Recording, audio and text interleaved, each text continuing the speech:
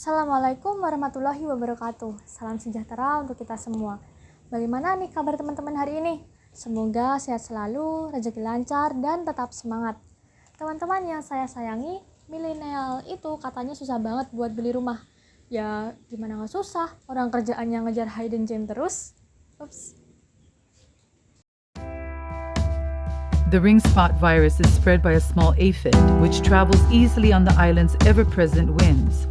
As the virus infected one field after another, farmers began spraying insecticides, hoping to kill the aphids. But nothing could slow the virus' destructive advance through backyard trees and commercial orchards. You know, if you get a hurricane or big windstorm, big rainstorm, and your crop is wiped out, okay, you can get over it, replant. With a ring spot, it's slow death. Halo semuanya, perkenalkan saya Hesti Sulistiawati dari kelas 12 MIPA 1 SMA Negeri 1 Bantul. Pada kesempatan ini saya akan menjelaskan apa itu pepaya rainbow dan bagaimana proses terbentuknya pepaya rainbow.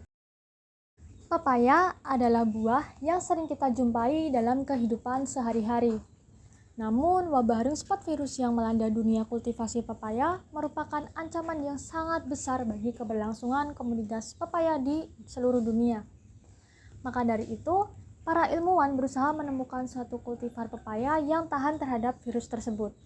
Pepaya tersebut dinamakan rainbow pepaya. Rainbow pepaya adalah varietas hibrida pepaya yang diproduksi dengan menyilangkan yellow fleshed Hawaii Kapoho Solo dengan red fleshed Sun Up. Para peneliti dari Cornell University dan University of Hawaii telah melakukan penelitian sejak tahun 1984 untuk mengembangkan berbagai pepaya rainbow yang mencakup gen yang membuat tanaman tersebut tahan terhadap ring spot virus. Sejarah penemuan pepaya tahan PRSV.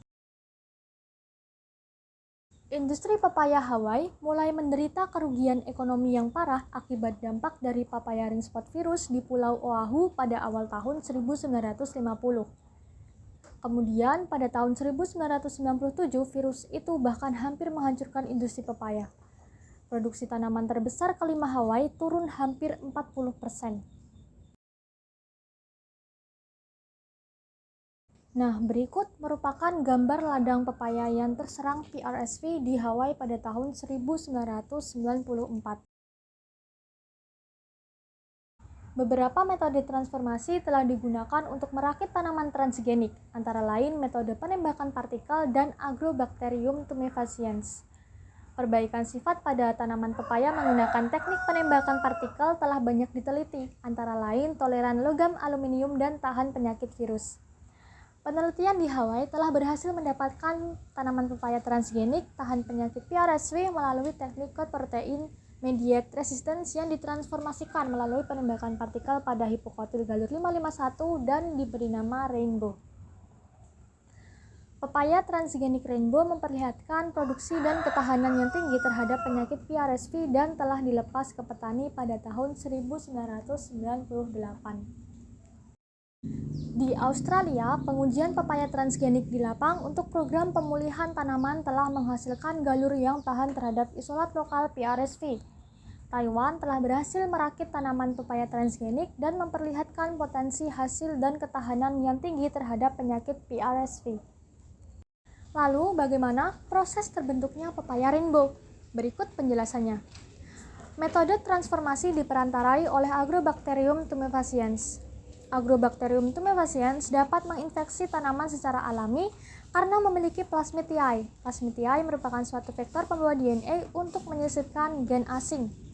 Di dalam plasmitiae terdapat gen yang menyandikan sifat virulensi untuk menyebabkan penyakit tanaman tertentu. Gen asing yang ingin dimasukkan ke dalam tanaman dapat disisipkan di dalam plasmitiae. Selanjutnya, Agrobacterium tumefaciens secara langsung dapat memindahkan gen pada plasmid tersebut ke dalam genom DNA tanaman. Setelah DNA asing menyatu dengan DNA tanaman, maka sifat-sifat yang diinginkan dapat diekspresikan tumbuhan. Setelah proses transfer DNA selesai, dilakukan seleksi sel daun untuk mendapatkan sel yang berhasil disisipi gen asing. Hasil seleksi ditumbuhkan menjadi kalus hingga nantinya terbentuk akar dan tunas. Apabila telah terbentuk tanaman muda, maka dapat dilakukan pemindahan ke tanah dan sifat baru tanaman dapat diamati. Selanjutnya adalah kelebihan dan kelemahan dari pepaya rainbow ini. Untuk kelemahannya, pepaya rainbow ini memiliki lebih sedikit mRNA, yang selanjutnya tingkat resistensi terhadap PRSV lebih rendah. Namun kelebihan dari rainbow pepaya adalah molekul-molekul RNA lebih mirip sehingga meningkatkan kesuksesan proses gen cell silencing. Yang kedua, cocok dengan PRSV yang mewabah di Hawaii. Gambar yang terdapat pada kanan bawah itu yang A merupakan tanaman yang terkena virus PRSV. Untuk yang B itu merupakan tanaman buahnya yang terkena virus PRSV berupa lingkaran-lingkaran yang merupakan green spot virus. Untuk yang C merupakan ladang yang terkena virus PRSV di Hawaii pada tahun 1994. Mungkin itu saja yang bisa saya sampaikan. Apabila ada kurang atau lebihnya dalam bertutur kata, saya mohon maaf. Wassalamualaikum warahmatullahi wabarakatuh.